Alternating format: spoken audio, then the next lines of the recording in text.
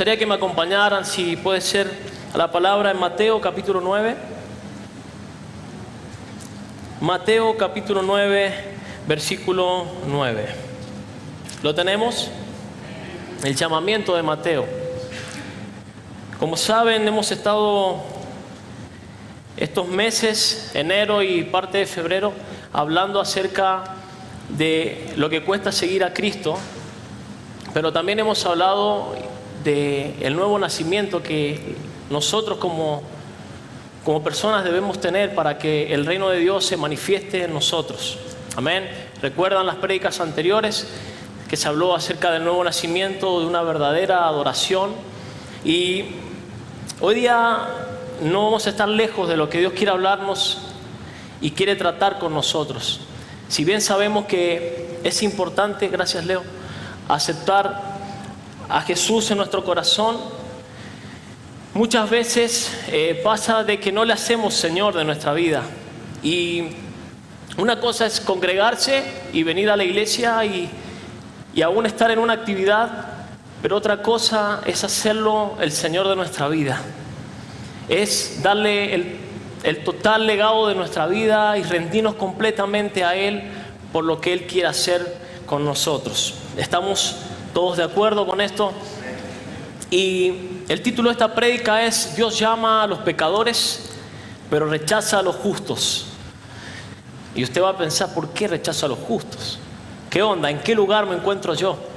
Y para un nuevo nacimiento es necesario el arrepentimiento. Diga conmigo: arrepentimiento. Desde el principio del ministerio de Jesús, uno puede ver claramente cuando Él comienza a predicar la palabra, lo primero que Él dice es: arrepiéntanse o arrepentíos, porque el reino de los cielos se ha... Y no es casualidad que la primera palabra que el Señor Jesucristo habla a nosotros es arrepentimiento.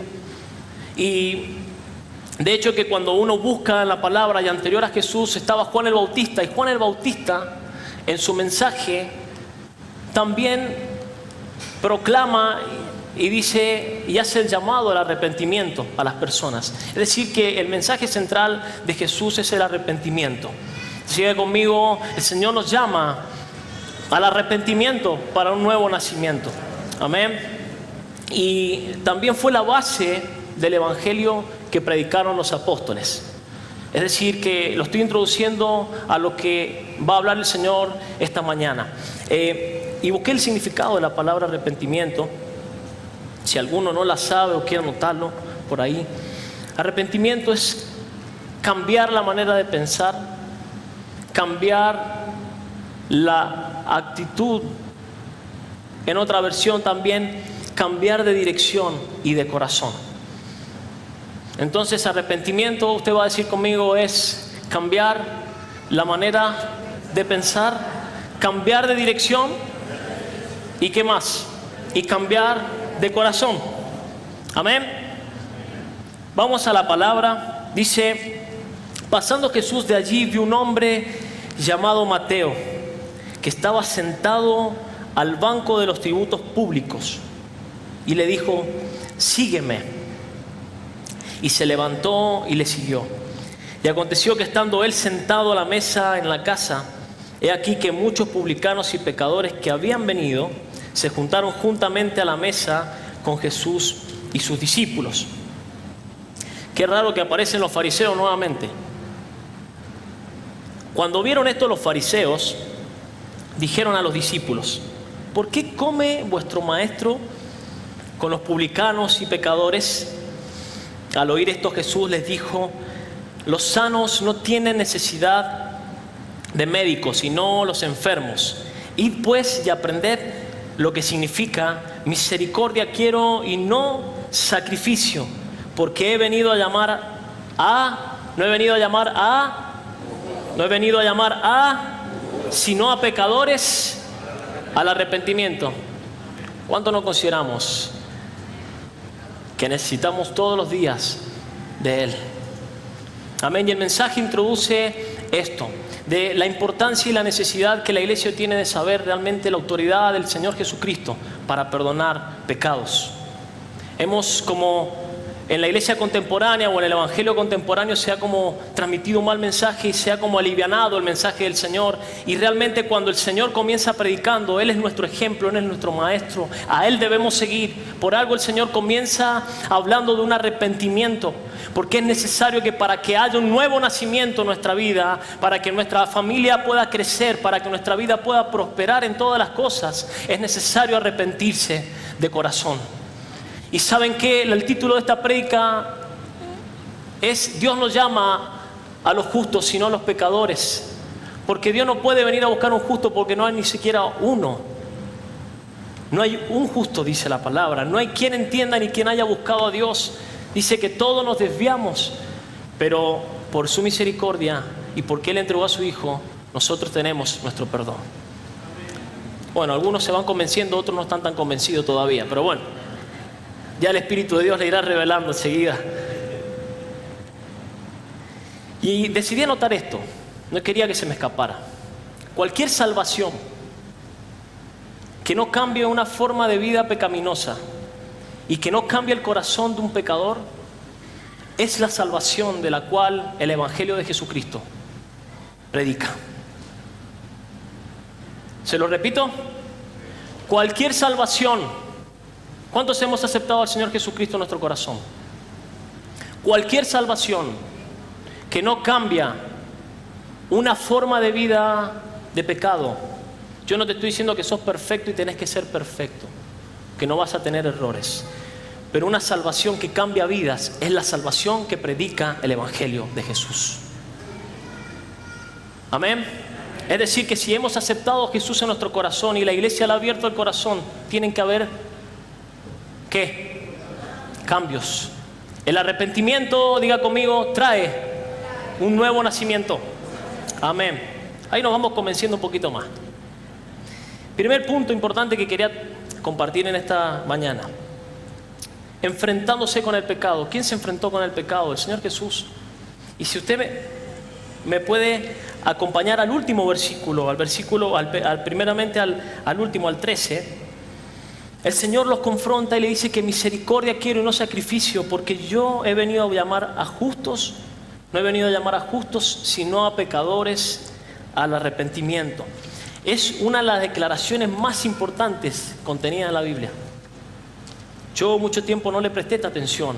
Uno se vislumbra con los milagros de Dios, con las cosas que Jesús hacía, pero realmente no le hemos prestado atención al poder y la autoridad que Jesucristo tiene sobre el pecado. Y muchas veces, te lo quiero compartir, iglesia, te sentís atrapado y atado al pecado y no puedes cambiar tu vida. Quiero decirte una cosa: cuando hay arrepentimiento sincero y de corazón, tu vida cambia. Nunca más vuelves a ser el mismo que eras.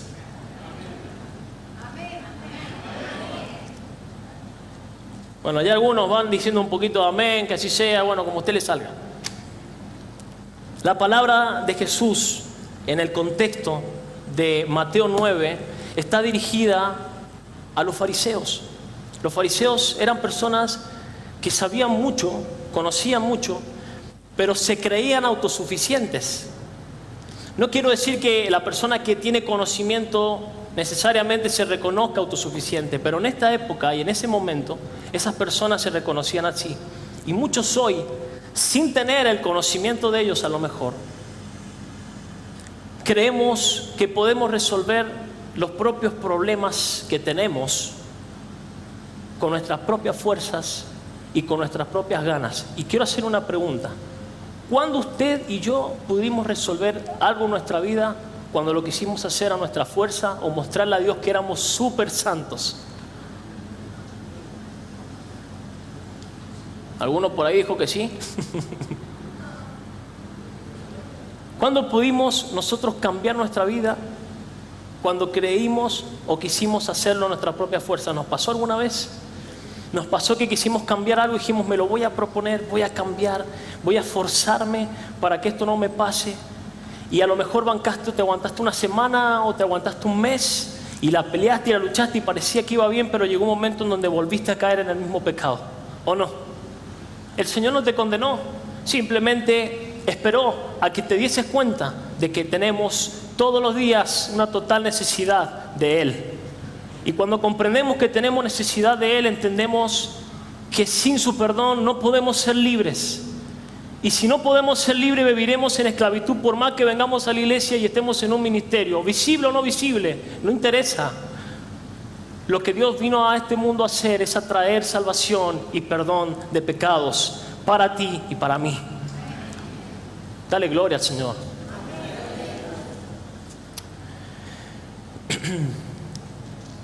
Hoy en día estas palabras como que generan poco controversia. Usted habla esto con alguien y lo confronta con la realidad de un cambio o de que la persona tiene que cambiar y es como que hay una oposición y una resistencia, porque la palabra de Dios es tan fuerte y confronta de tal manera que o cambiamos o no cambiamos. ¿Me entiende? ¿Recuerda lo que dice Romanos 19? Si confiesas con tu boca que Jesús es el Señor y crees que Dios le levantó de los muertos, entonces serás salvo. No es tampoco casualidad que en Romanos nos cite y Pablo haya citado varias veces que Jesús es el Señor. Puedes haberlo confesado con tu boca, puedes venir a la iglesia, pero aún todavía no puedes haberlo hecho Señor de tu vida. Y cuando lo hacemos Señor de nuestra vida, es rendir nuestra vida completamente a sus pies. Y no hay nada más lindo y más grato, ¿saben qué? Que obedecerle al Señor. Porque nunca irás para atrás, siempre irás de triunfo en triunfo y de victoria en victoria. Siempre irás en aumento como la luz de la aurora. ¿A quién estoy hablando, día? Convéncete de que Dios vino a traer perdón de pecados. Yo debo convencerme de que sin Él no puedo, y sin Él no puedo salir adelante ni cambiar mi vida. Amén. Miren, Lucas 6:46, no lo busque, anótelo si quiere. Después lea el pasaje completo si quiere, usted se va a acordar porque habla de los dos cimientos. Pero el Señor en Lucas comienza diciendo: ¿por qué me dicen Señor, Señor y no hacen lo que yo les digo?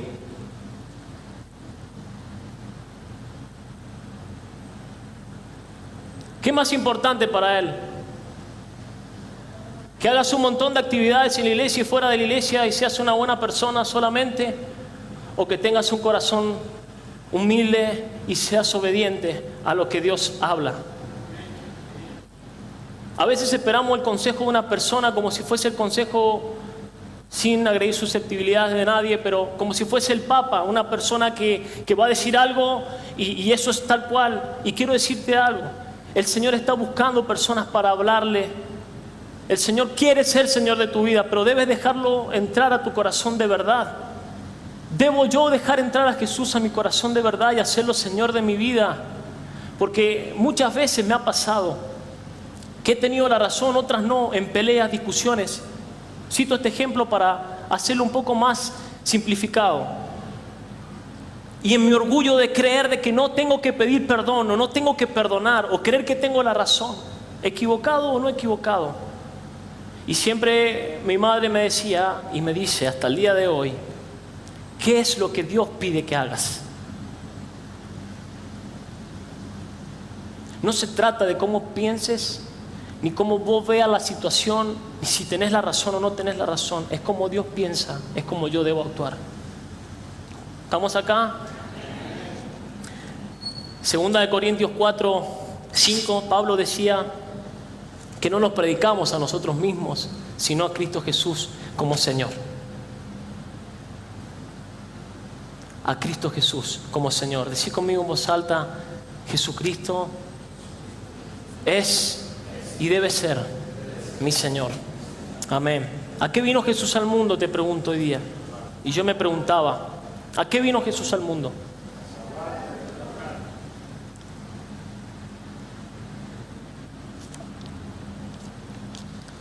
Tan calladitos, tienen...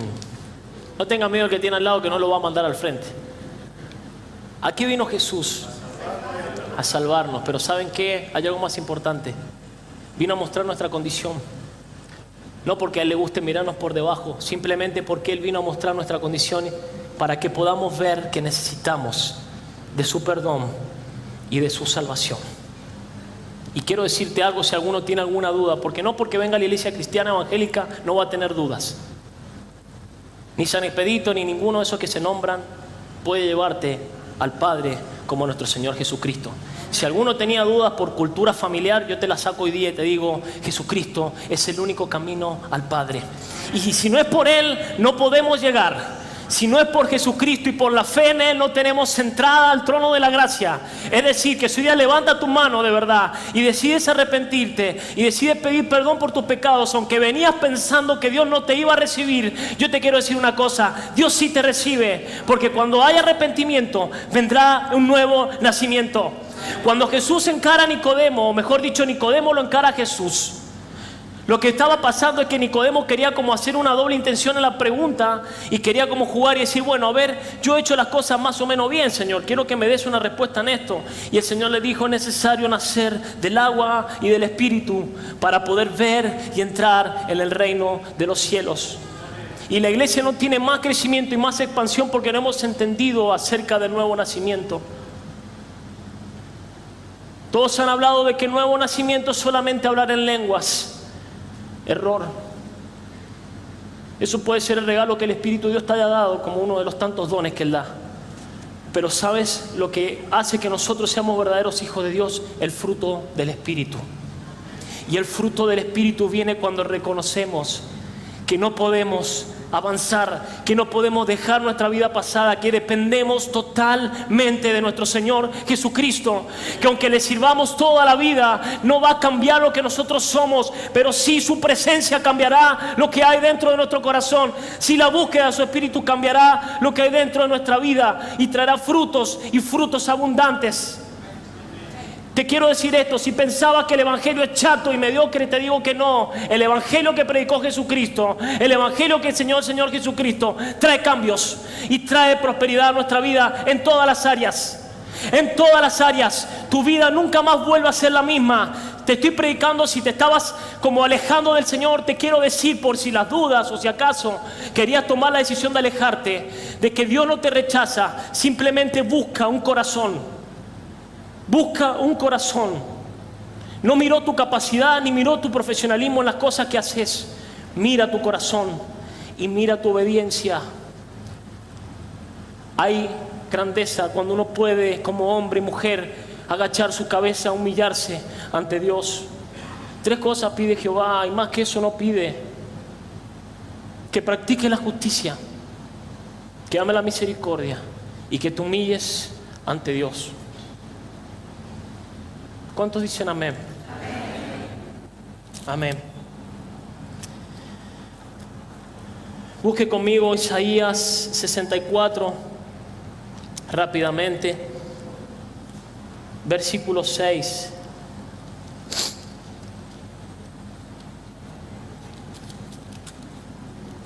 Si bien todos nosotros somos como suciedad y todas nuestras justicias como trapos de inmundicia, y caímos todos nosotros como la hoja, y nuestras maldades nos llevaron como el viento. Decidí buscar en la NTV, en la Nueva Traducción Viviente, me gustó cómo lo explicaba este pasaje, y dice: estamos todos infectados por el pecado y somos impuros. Si alguno venía creyendo que estaba muy recontra bien, santo, quiero decirte que no. Pero es una buena noticia, porque el Señor no vino a llamar a los justos, sino a los pecadores al arrepentimiento. Amén. Dice, cuando mostramos nuestros actos de justicia, no son más que trapos sucios, como las hojas del otoño, nos marchitamos y caemos, y nuestros pecados nos arrasan como el viento. ¿Está mal obrar bien? No. Pero cuando queremos mostrar nuestras bondades, nuestros buenos actos, cuando queremos mostrar que somos buenos y perfectos, caemos en el error, porque todos pecamos, porque todos nos equivocamos, desde el más grande hasta el más chiquitito. Y la grandeza será en que vos y yo reconozcamos todos los días de nuestra vida que necesitamos del Salvador. Esto es chocante y hay personas que no les va a agradar escucharlo. Yo no te estoy diciendo que la salvación se pierda o no se pierde. Quiero tener mucho cuidado con esto. Pero te lo dejo para que lo ores con el Espíritu Santo. Porque la salvación del Señor Jesucristo cambia una vida. Si has aceptado de verdad en tu corazón al Señor, habrá cambio. ¿No me escuchaste? Si has aceptado a Jesús en tu corazón de verdad, hay cambios. Hay cambios. Amén. Segundo punto, recibiendo a los pecadores. Él recibió a los pecadores, te recibió a vos y me recibió a mí. Algunos son pecadores muy profesionales, otros con estilo, otros sin estilo, pero en sí somos todos pecadores. Y si ustedes después buscan Lucas 5, Lucas lo relata de otra forma. Obviamente Mateo, hablando de su llamamiento, no va como a sacar chapa diciendo, bueno, yo lo seguí y lo dejé. Pero Lucas, si usted después lo lee, dice y señala y acota algo muy importante. Dice que Mateo se levantó y dejó todo, dejándolo todo. Diga conmigo, para seguir a Jesús. Guarda con esto, que nuestra boca tiene poder. Para seguir a Jesús, debo dejarlo todo. Ya se nominó solo usted, ¿eh? No me eche la culpa a mí. Cuando el Señor Jesucristo nos llama, tenemos que estar dispuestos en nuestro corazón a que cuando Él llame nuestra vida y cuando Él dé una orden a nuestra vida, nosotros tenemos que estar preparados para aceptar esa orden y seguirlo. Amén. Pero quisiera como darles un contexto breve de la historia o del contexto donde se encontraba Mateo, para que usted pueda comprenderlo mejor. Mateo era un gran pecador y él lo sabía.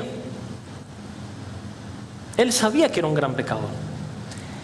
Y en ese tiempo, según los conceptos de aquella época, bien, era como una traición a Israel lo que Mateo había hecho, porque el imperio romano o el gobierno romano lo había contratado a Mateo para que él cobrara impuestos. ¿Sobre quiénes? Sobre su propia gente, sobre sus propios hermanos. Entonces, qué difícil que la tenía Mateo. No estaba fácil. Imagínense cómo la tradición judía en ese tiempo lo miraba a Mateo. Lo miraban como un traidor, no eran bienvenidos en las sinagogas, lo tenían como una persona mentirosa y como una persona ladrona. Y usted va a decir por ahí, y la FIP también me roba. Pero Dios también murió por ellos. Mateo cobraba impuestos. Y no solo eso, sino que Mateo tenía una autorización un poquito más que los otros.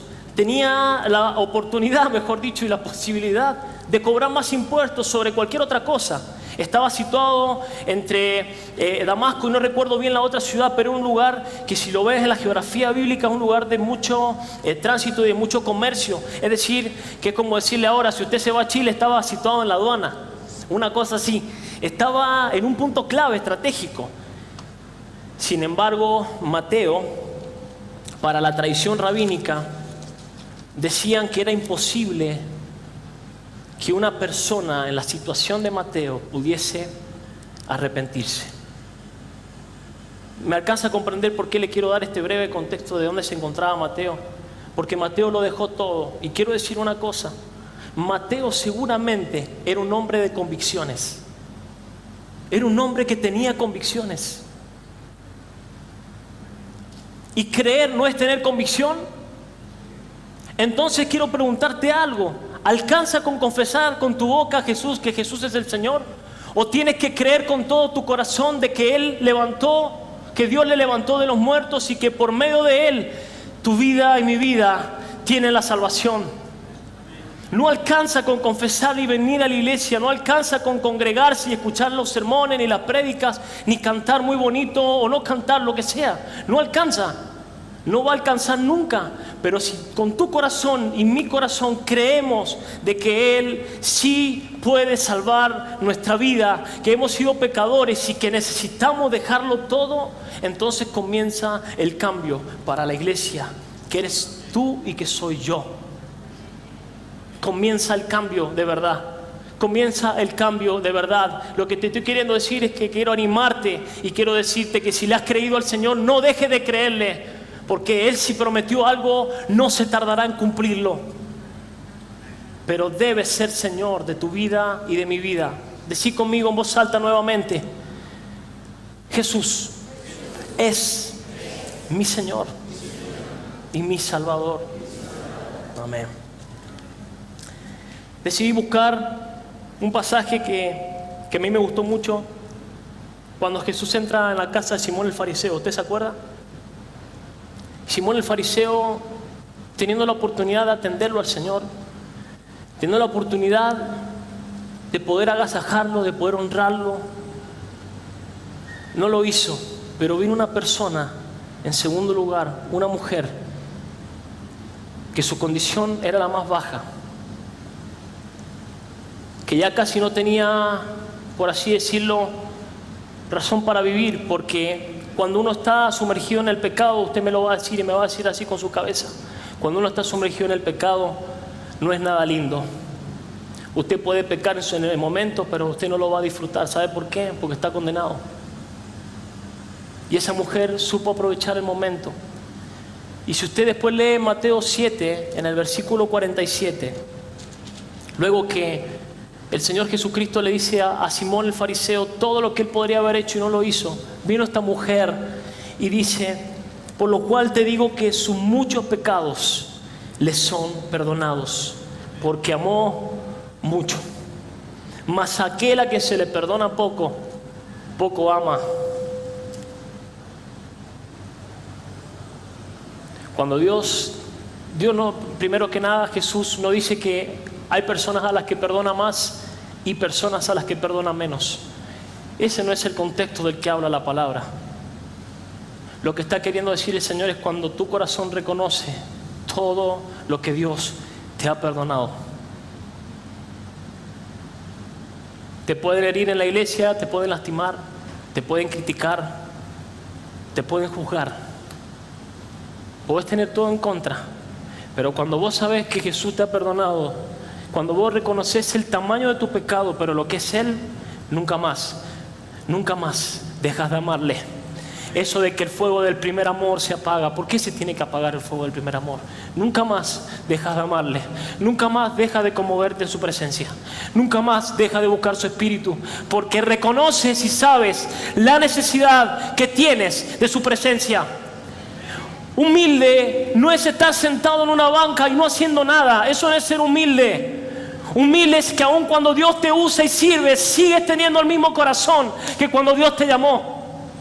Humilde es ser que cuando Dios te lleve arriba o cuando estés en la condición que estés, siempre amarás a Dios de la misma forma. Nada cambiará, ni lo que te dé ni lo que te quite. Nada cambiará lo que Dios ha hecho por tu vida y por mi vida. Entonces, si Dios te ha perdonado mucho, tú le amarás mucho.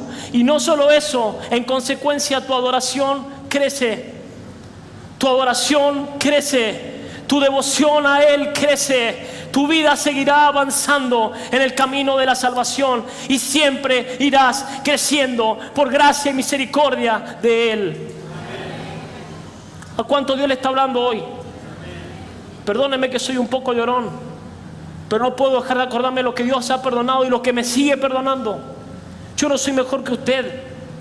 Yo tengo mis aguijones, pero reconozco que si no voy a su presencia, no puedo. Reconozco que sin Él mi vida no tiene sentido. Leo, pero para vos es fácil decirlo porque Dios te sanó de un cáncer. Sí, Dios es súper, mega poderoso, sobrenatural, pero nada reemplazará el milagro más grande que exista sobre esta tierra, que es que Él haya salvado nuestra vida de la muerte y del pecado. No hay milagro más grande, quiero decirte. ¿Dios puede sanarte este año? Sí. ¿Dios puede hacer un milagro, puede parar un paralítico? Sí. Pero no hay milagro más grande que Dios haya llegado a tu corazón y te haya salvado y te haya dado vida eterna. Entonces, si venías a la iglesia quejándote, creyendo de que no tenías qué motivo darle gracias, sí te doy un motivo para que le des gracias. Y que levantes tu mano bien en alto y digas: Señor, tú me has salvado y tú me has rescatado. Ya no estoy en la muerte ni en el camino del pecado. Y aunque me equivoque todos los días, Señor, vendrás a socorrerme. Tu misericordia se renuevan cada mañana en mi vida, Señor Jesús. Tercer punto: Él comía con publicanos y pecadores. El lugar de honor lo tiene el Señor hoy y siempre lo tendrá, amén. Y el Señor responde en Mateo 9 con un triple argumento poderoso. El Señor es sabio y primero el Señor acude a la experiencia, por así decirlo, a lo profesional, y le dice a los fariseos, dice: pero ¿acaso un enfermo no tiene necesidad de un médico? El Señor los confronta directamente. Desde ese lado empieza confrontándolos y diciéndoles, en otras palabras: ustedes son muy buenos para diagnosticar una enfermedad en tal persona, pero no acuden a ella para sanarla. Y hoy en día nos encontramos a veces en las iglesias, lo más triste, personas que viven diagnosticando y viven levantando su dedo con personas que están en la misma situación que vos, y que ni vos sos mejor que él, ni él es mejor que vos. En vez de estar mirando el error de la persona y la enfermedad de la persona, reconoce primero tu enfermedad. Y cuando reconozcas tu enfermedad, tendrás misericordia para tratar la enfermedad del otro. El Espíritu de Dios habló esta mañana algo y me dijo algo muy fuerte que pegó mi corazón. ¿Sabes cuándo aprendemos a perdonar? Cuando hemos sabido y hemos conocido que Dios nos ha perdonado todo. Mientras más se te revele el perdón y la cruz del Señor a tu vida y a mi vida, más perdón tendrás y más misericordia tendrás. Eso de que llevo años en la iglesia y ya tengo un cierto profesionalismo, un cierto estatus, y me hace mirar a los demás, error. Quiero decirte algo: mientras más arriba Dios te lleve, más humilde tienes que estar. Amén. Amén. Segundo argumento: acude a las Escrituras. Escrito está. Qué sabio el Señor. Y Él destruye el orgullo de los fariseos. ¿Saben cómo los destruye? El Señor conocía la palabra y ellos también la conocían. Y el Señor les citó Oseas 6:6. Misericordia quiero y no sacrificio. Vayan ustedes y aprendan. El Señor era bravo cuando confrontaba. Los maestros rabínicos, cuando decían esta palabra o esta frase, lo que estaban queriendo decir a las personas es: anda de vuelta a estudiar, a leer lo que ya tendrías que saber, y cuando lo hayas aprendido bien, vení entonces. Entonces el Señor le dijo: si ustedes la tienen tan clara como dicen que la tienen, vayan y aprendan, pero yo les voy a decir una cosa. Y les cita Oseas 6:6: misericordia quiero y no sacrificios. ¿Qué es lo que pide el Señor de tu vida y de mi vida? Misericordia.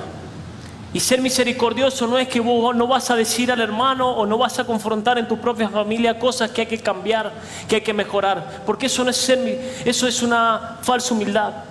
Debemos aprender a confrontar santamente. Un día le pregunté al Señor, porque quiero decirles algo, por lo menos yo he sido muy crítico y demasiado exigente con un montón de cosas conmigo mismo. Yo sé que usted no, porque usted es santo y es un arcángel de Dios, pero yo he sido muy crítico y aún tengo mis cositas. Aún tengo aquellas cositas que Dios tiene que seguir tratando. Pero cuando uno puede comprender lo que Dios ha hecho en nuestra vida, uno comienza a mirar con misericordia a las personas. Es que esa tarea es del pastor, que el pastor abrace, que el pastor predique, que el pastor tenga misericordia, que el ministro de alabanza tenga misericordia. Yo estoy sentadito, yo todavía no hago nada, así que no, hermano querido. Dios también le llama a usted a que tenga misericordia en su casa. Mi papá, muchas veces hemos tenido confrontaciones por nuestras personalidades, a veces manera de pensar diferente. ¿Quién no ha tenido algún cruce de palabras con el papá biológico? A ver.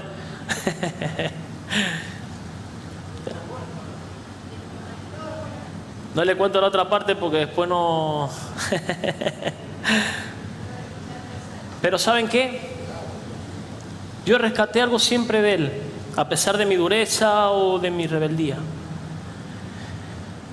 De que él, cuando se equivocó, aún teniendo más edad que yo, y si él no quería, no bajaba la cabeza, él vino a pedirme perdón. Y cuando muchas veces yo me equivoqué, él tuvo misericordia. ¿Cuánto más vuestro Padre que está en el cielo no lo hará contigo?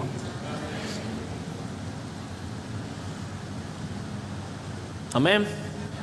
Si alguno todavía no lo ha aceptado de verdad al Señor Jesucristo, hoy día te tenés que ir con el Señor en tu corazón, haciéndolo Señor de tu vida, y nunca más volverás a ser la misma persona.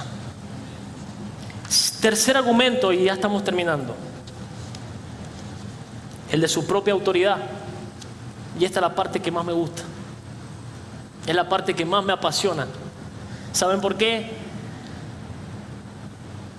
Si usted lee el capítulo anterior, cuando Jesús sana al paralítico, él mismo le dice a los fariseos que es más fácil decir: levántate y anda, o tus pecados te son perdonados. Y quiero decirte algo, nosotros le adoramos a un rey que tiene autoridad sobre el pecado y que puede perdonar multitud de pecados. Le adoramos a un rey que no hace acepción de personas, sino que llama con misericordia y con amor, y que cuando podemos abrir la puerta de nuestro corazón, nunca más volveremos a ser iguales. Él tiene la autoridad para perdonar pecados, no un hombre, no una persona.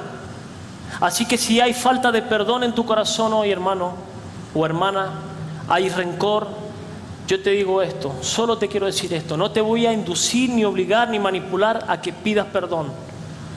Pero si tan solo piensas en lo que Dios te ha perdonado, no te será tan difícil perdonar. Y tu corazón estará sano. Porque todos nos hemos desviado. No hay quien entienda ni busque a Dios. No hay justo ni a uno. Y si hoy eres justo, es porque Jesucristo te ha justificado con su sangre preciosa. Y porque Dios te ve a través de Jesucristo. Pero no porque yo y mis méritos y mi justicia me han hecho justo. Amén. Más que así, nos vamos a ir así hoy día. Y el último punto, me gustaría que me acompañen a Juan capítulo 9, muy rápidamente, versículo 39. Es importante que lea después todo lo que pasa. No vamos a leer todo el pasaje, pero el Señor sana a un ciego de nacimiento y comienza una serie de cuestionamientos de los fariseos, como siempre, que le encontraban la explicación a todo.